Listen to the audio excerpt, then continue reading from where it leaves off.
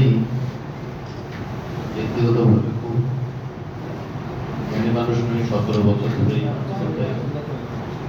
লড়াই করতে করতে এরকম জায়গায় পৌঁছেছি সবাইকে সাথে। তবে আমার মোবাইলে আমি একটা কবিতার 2-3টা লাইন লিখেছি, ফার্স্ট আমি পড়তাম, এমনি কোনো কারণ নেই, এমনি পড়তাম। আমি এটা দিয়ে শুরু করি। আকাশের মতো বাধাহীন মোরা মনুসঞ্চরকে মোরা বন্ধনহীন জন্মস্বাধীন চিত্তমুক্ত সতত। কেন এই 21শে ফেব্রুয়ারি আন্দোলনকে নিয়ে যতগুলো আন্দোলন বাংলাদেশে হয়েছে এগুলো কিন্তু এই 3-4টা লাইনে আপনি সামারাইজ করতে পারেন, মানে সংক্ষেপে আনতে পারেন। বাংলাদেশি জাতি হিসেবে খুবই নিরীহ জাতি। বাংলাদেশ খুব নরম, সফট এবং নির্ভেজাল, মানে গায়ে করে কারোর সাথে কোনো সময় ঝগড়া ঝাঁটিতে যাওয়া জাতি বাংলাদেশ। কিন্তু এরা জন্মস্বাধীন, এরা মুক্ত। এদেরকে আপনি কোনো কিছু বেশি দিন চাপায় দিতে পারবেন না। এই জিনিসটা কিন্তু বারবার ঐতিহাসিক ভাবে এই দেশ প্রমাণ করেছে, দেশবাসী প্রমাণ করেছে। এই 21শে ফেব্রুয়ারি একমাত্র দেশ যে ভাষার জন্য, মাতৃভাষার জন্য লড়াই করে মাতৃভাষা আদায় করে। 71-এ আমাদের দলের প্রতিষ্ঠাতা শহীদ রাষ্ট্রপতি জিয়া রহমান একজন সাধারণ সিপাহী হয়ে দেশের কারণে স্বাধীনতার ঘোষণা দিয়ে সম্মুখ যুদ্ধ করে বাংলাদেশিদেরকে ঐক্যবদ্ধ করে চিত্তমুক্ত সতত সবাইকে নিয়ে দেশ স্বাধীন করার যুদ্ধের নেতৃত্ব দিয়ে সকলকে নিয়ে দেশ স্বাধীন করেছে। স্বাধীন করে কি করেছে? আবার নিজের কর্মস্থলে ফেরত গিয়েছে। আপনাদের মধ্যে স্টেজে বসার জন্য অপেক্ষা করে নাই, ক্ষমতা ভাগ নিচে 71-এ। তারই ধারাবাহিকতায় ওনাকে যখন দেশ আবার 75-এ ক্রান্তিকালে, মানে একটি সংকটকালীন সময় আসলো, সিপাহী জনতা নিজেদের স্বার্থে, দেশের স্বার্থে ওনাকে আবার মুক্ত করে দেশ পরিচালনার দায়িত্ব দিল। এরপরে ওনার প্রয়াণ হল, শহীদ হলেন। এরপর আবার ওনার পরিবারে ওনার এক গৃহবধূ আমাদের মরহুম নেত্রী দেশনেত্রী বেগম খালেদা জিয়াকে আবার জনগণ দেশের স্বার্থে রাজনীতিতে আনলেন এবং উনি আপসহীনভাবে তৎকালীন স্বৈরাচারের বিরুদ্ধে নেতৃত্ব দিলেন। একজন মহিলা হয়ে এই মহিলা কোনো সময় রাজপথ দূরের কথা, ঘরের মন্দির বাইরে কোনো জায়গায় যায়, কিন্তু এই সেই মহিলা বারবার কারা নির্যাতিত হয়েছে, অত্যাচারিত হয়েছে, কিন্তু আপসহীনভাবে স্বৈরাচার দেশকে করেছে। তাকে আবার ওই চিন্তামুক্ত এই স্বাধীনতাকামী লোকদেরকে নিয়ে, যারা আরো তারা নিষ্পেষিত হতে চায় না, নির্যাতিত হতে চায় না, তাদেরকে দিয়ে সাথে নিয়ে উনি আবার গণতন্ত্র পুনরুদ্ধার করেছে।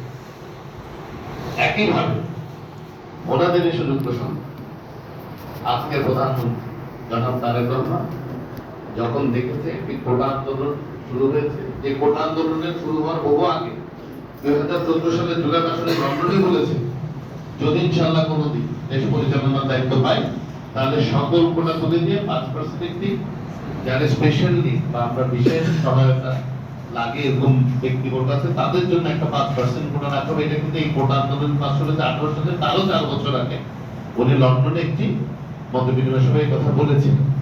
2024 সালে যখন এই আন্দোলনটা শুরু হলো, উনি নেপথ্য থেকে আন্দোলনটাকে সাপোর্ট করে দেন। একটা পর্যায়ে উনি বুঝলেন যে না, যখন আমাদের সন্তানদেরকে হত্যা করা হয়েছে তখন আবার গেলেন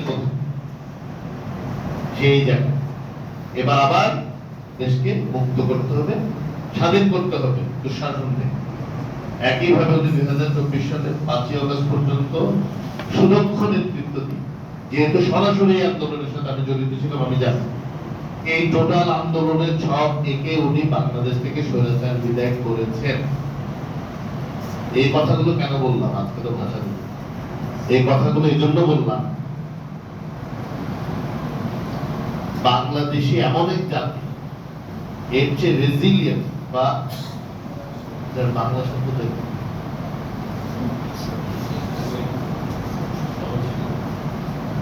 মানে হচ্ছে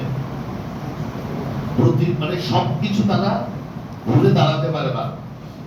মানে যে কোনো দুর্যোগ আসে, আপনি এতগুলো বন্যা হয়, অন্য দেশের কিন্তু ধ্বংস হয়ে যেতে, কিন্তু যতবার প্রাকৃতিক দুর্যোগ হয়, ঘূর্ণিঝড় হয়, বন্যা হয়, দেখবেন এদেশ আবার 15 দিনের মাথায় ঘুরে নর্মাল হয়ে যায়। এটা কিন্তু কোনো কিছু নিয়ে কি করে না। এদেশ আপনি ঐতিহাসিক ভাবে দেখেন, কোনো কিছু নিয়ে এই দেশ কান্না এইসবের হতাশার মধ্যে ওনারা জিনিস কাজ করে। যতগুলো লোক 2024 আন্দোলন করেছে, আপনার কয়টা লোক ক্রেডিট পাইছে মনে হয়? 1%, 1% হবে, শতাংশে আসবে না। অথচ বাংলাদেশের 18 কোটি লোক কোনো না কোনো ভাবে এই আন্দোলনের সাথে একমত ছিল, আন্দোলনকে সহায়তা করেছে প্রত্যক্ষ ভাবে বা পরোক্ষ ভাবে। প্রতিটা ঘরে ঘরে করেছে, কেউ পানি লেখা হয়েছে, কেউ বাসার ওয়াইফাই পাসওয়ার্ড ছাড়া করেছে, করছে। এই কথাগুলো আমরা ভাষা সৈনিকদের প্রতি সম্মাননা জানালাম, এটা একটা সাইড। কিন্তু এটা থেকে আমরা কি শিখলাম? আমরা আমাদের দেশ সম্পর্কে, আমরা আমাদের মানুষ সম্পর্কে, আমরা আমাদের জাতি সম্পর্কে কি শিখতে, এবং আমরা আমাদের ভবিষ্যৎ প্রজন্মকে কি শেখাতে চাই? অল্টারনেটিভ নাই। আমরা সকলে মিলেই বাংলাদেশ করতে হবে। এটা এখানে মানে বলবে ল এনফোর্সমেন্ট এজেন্সি শুধু এনারা দেখবে, উন্নয়ন শুধু ইউনো সাহেবরা। আপনারা বলছেন বাজারে এই সমস্যা আছে, এই সমস্যা আছে, তা আপনারা সবাই বসেন। আপনারাই তো বাজারে দোকান করছেন, আপনারা বাজারে ব্যবসা করছেন, আপনারা এখানে হকারে কারা বসে, এগুলো আপনাদেরই তো। আপনারা সহজ, আপনারা পুলিশ 10টা পাঠাতেন, পুলিশকে দিয়ে দৌড়ান, তখন আপনারা চুপচাপ বসে থাকেন, বলতে হ্যাঁ আমার কি করবো, আমার তো দেয়। যদি সমস্যা সমাধান করতে হয়, যদি সমস্যা পয়েন্ট আউট করেন, নিজে সহ থেকে সমাধান করার চেষ্টা করতে হবে। এটা আমি বলছি। কেন বলছি? আমি ওনাদেরকে যে প্রস্তাবগুলো দিয়েছি, আমি বলছি আপনারা শুরু করেন, আমি আপনাদের সাথে থাকি। রাজনৈতিক ভাবে আমার তো ওনাদের কয়জন কর্মী আছে, কতজন কর্মকর্তা হবে বুঝেন, কয়জন আছে? 50। আমার এক ওয়ার্ডে তো বিএনপি কমিটিতে আছে 121 জন। তাহলে সাংগঠনিক ভাবে আমি ওনাদেরকে আরো বেশি সহযোগিতা করতে পারবো। এই বাজারে যানজট লাগে, ট্রাফিক পুলিশ বলে যে পুলিশকে বলো, পুলিশ আছে করে। এখন নিরাপত্তা দিবে, ট্রাফিক কন্ট্রোল করবে, আসামি ধরবে, না দখল মুক্ত করবে? তাহলে আমাদেরও এখানে কি করতে হবে? ওনাদেরকে খোলা মনে, পরিষ্কার মনে সহযোগিতা করতে হবে। 8000 এটা ইউনো সাহেব ওনার এখানে চললেন, এসপি সাহেব বলেন ওনার, তা আমাদের বাড়ি আমরা সবসময় ধরে আরেকজনে সেটিং করে দিয়ে দেবো। এটা হয়? এটা হয় না। এইসব সেমিনার হচ্ছে, আমরা আসতেছি, কথা বলতেছি, ছবি তুলতেছি, একটা নিউজ হচ্ছে, কিন্তু টেক-হোম মেসেজ না, বাসায় নিয়ে যাওয়ার মতো কোনো বার্তা আমরা কেউ কাউকে দিচ্ছি না। ভালো ভালো কথা, সুন্দর সুন্দর কথা বলে, ধন্যবাদ ইউনো সাহেব, ধন্যবাদ এসপি সাহেব, ভালো আছেন, ধন্যবাদ মুক্তিযোদ্ধারা, সম্মানিত ব্যক্তিবৃন্দ, ধন্যবাদ। নো, এখন দেশ গড়ার সময় আমাদের হাতে নেই। আমাদের সকলের বয়স 50-এর, আমার এই 50-এর কাছাকাছি চলে আসে। তাহলে আপনারা যারা আছেন আরো মুরব্বী, তো দেশটা হবে কখন? আমরা চেষ্টা করলে দেশটা হবে। আমাদেরই দুর্জয় হতে হবে, আমাদেরই দুঃসাহসী হতে হবে, আমাদের দেশের জন্য সম্মিলিত ভাবে কাজ করতে হবে। 8000 বাইরে, তাহলে আমাদের দায়িত্ব প্রশাসনকে